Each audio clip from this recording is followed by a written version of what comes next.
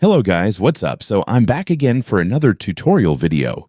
So in this video, I'm going to show you how to turn on dark mode on YouTube using your phone. So if you're interested, just keep on watching. But before all that, if you are new to my channel, consider to like and subscribe for more videos like this. And also, you can comment down below if you have something that you want to make a tutorial about. So without further ado, let's start the tutorial. So to turn on dark mode on YouTube using your phone, it's actually pretty easy. Just follow what I'm going to do. So for the first step, open the YouTube app on your device.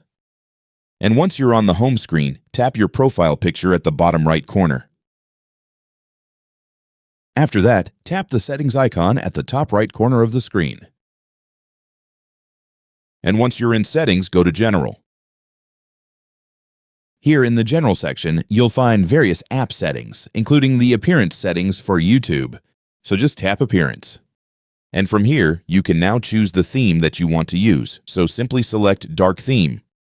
And that's it. The YouTube app will immediately switch to dark mode. And so that's just how you do it, guys. Now that you've watched this video, you can now do it yourself. So that concludes for our tutorial video for today. Thanks for watching. Goodbye.